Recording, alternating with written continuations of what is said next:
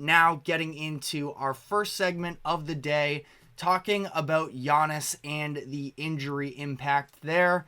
Last night, the Bucks played the Boston Celtics on national TV. This was a very big spot for the Bucks, who were on a 4-game losing streak headed into the night, which included losses to the Wizards, Grizzlies, and Raptors. So some of the less competitive teams in the NBA. Now, granted, Lillard did miss both the Washington and Memphis games. So again, I'm not typically one for overreacting, but this Bucks season has just been such a roller coaster. It seemed like things were trending in the right direction for them for a while, but then they hit this losing streak. Doc Rivers puts out the quotes a few days ago talking about the idea of how unbothered the rest of the team seems to be, that they don't bring, quote, the necessary professionalism and seriousness on the road. And, you know, this was a big spot for them on the national spotlight against the number one team in the Eastern Conference to try and have a little bit of a get-right game.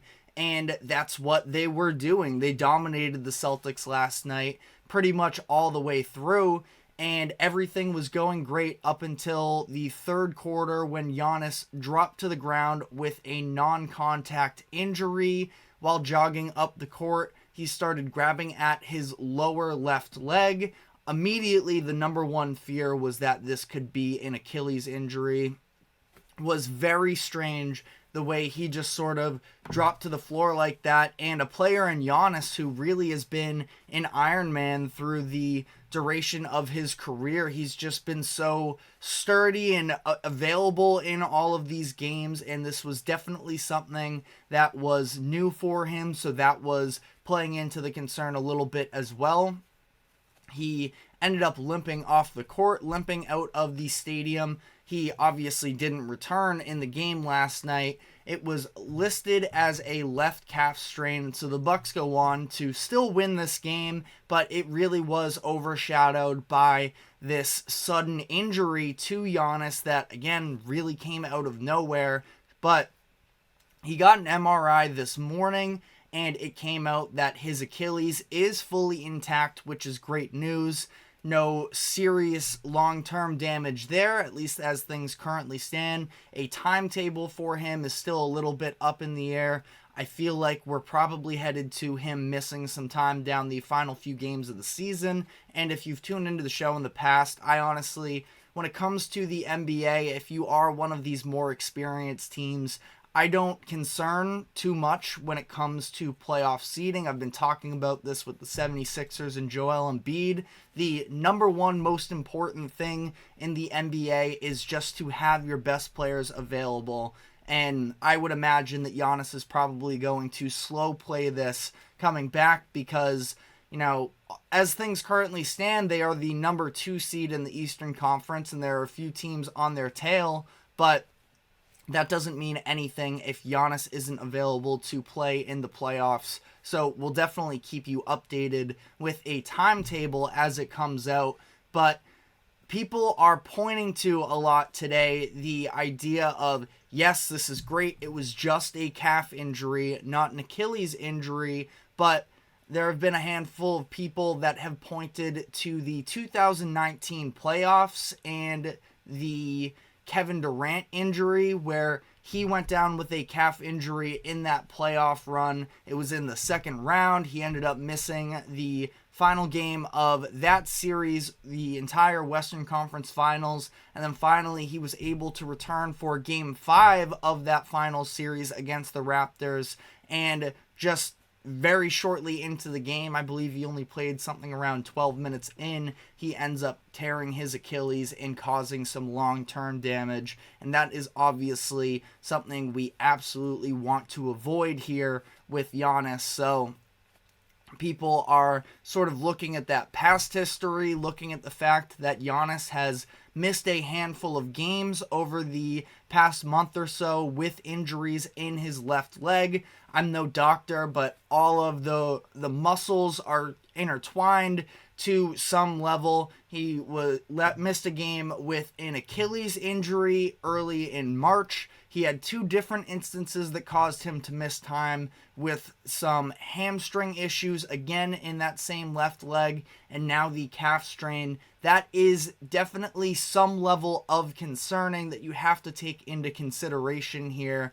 And again, when it comes to sort of Giannis as well, if we want to stick with that and his idea of how durable he's been throughout his career, we saw the really only significant injury of his career was a hyperextended knee that appeared to be serious at the time, that he suffered in the 2021 Eastern Conference Finals against the Hawks, and he somehow was able to very quickly turn himself around then and ended up returning for the finals, where he, of course, dominated the Suns, won Finals MVP, and delivered the first Bucks championships in decades. So, this is something with Giannis. He is such a physical player. He relies on his athleticism a lot and a lot of the quick burst. And for this to take place on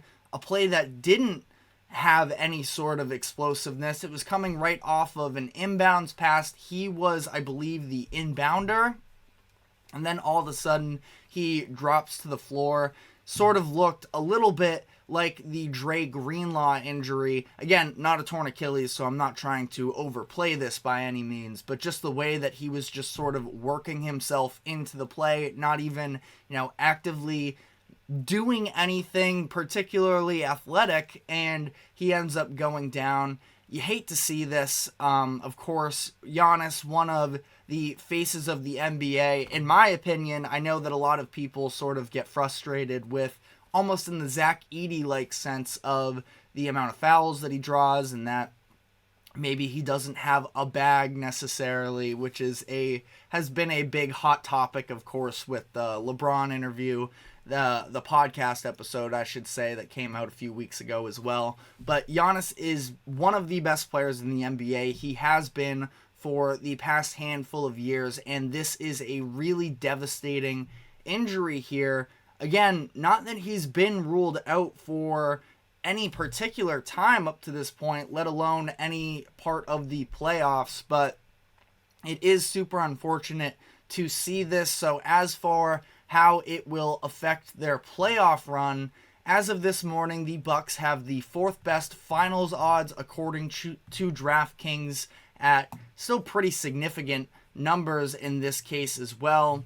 They are, as I double check here, plus 1,300. So, they are in that upper echelon of contenders, but still a little bit of a long shot, and this definitely does not do them any favors. They're still sort of operating without a true identity, I would argue, in these past years. We've seen with Mike Budenholzer, their head coach, which I'm not going to fully dive into it, but I do think that the Bucks are in a very interesting situation here. Not that I particularly want to, blame Doc Rivers, although I know a lot of people have been doing so since he was hired mid-season. Not that I thought that it was fully in the court of Adrian Griffin for how bad that Milwaukee defense was when he was in charge of the team. But Budenholzer had an identity for the organization, and it was leaning on that defense. They had the point of attack defender in Drew Holiday,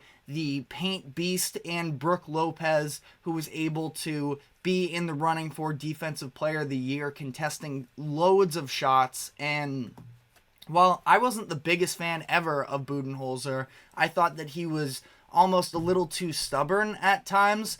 Sometimes stubborn leads to stability as well, and one thing that we haven't seen from the Bucks this year is a stable, consistent identity, and they've improved some. The Bucks defense has. I believe they're currently sitting around 19th in defensive efficiency, which is much improved from where they were prior to hiring Doc Rivers. Their offense has had some bumps. We still haven't really seen the development of the Damian Lillard and Giannis duo there, which, frankly, a lot of people were just assuming that it would, in a flash, become a very scary threat. And I myself thought that if they figure this out, it can be absolutely lethal. There probably won't be a more guardable play in the NBA than a Lillard and Giannis pick and roll. But some of these things do take a lot of time to develop. It's taken Damian Lillard some time this season, in my opinion, to sort of settle into the idea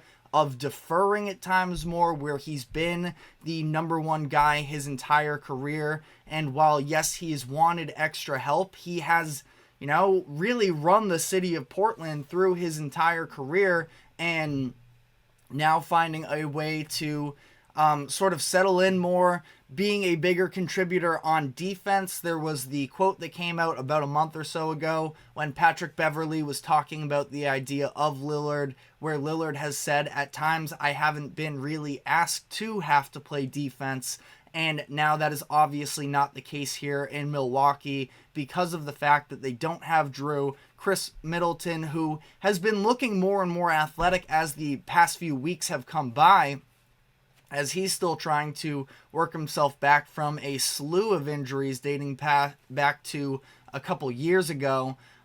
He's not necessarily the all-defensive caliber wing that he once was, and all of it has just been sort of jumbled where, frankly, if you look at the numbers, they're just sort of mediocre on both sides of the ball. They don't do anything, particularly incredible, and they have the ceiling as high as just about anybody in the NBA, really. But also when you talk about sort of the personnel that they have and wanting them to be better at defense, and this is why, Doc Rivers, for as much as he does sort of talk and throw other people under the bus some, I feel like the NBA is sort of the sport that has the least amount of pressure on the head coaches in terms of how much they can actually impact a playoff series. Now, sound off in the comment section if you disagree with that take,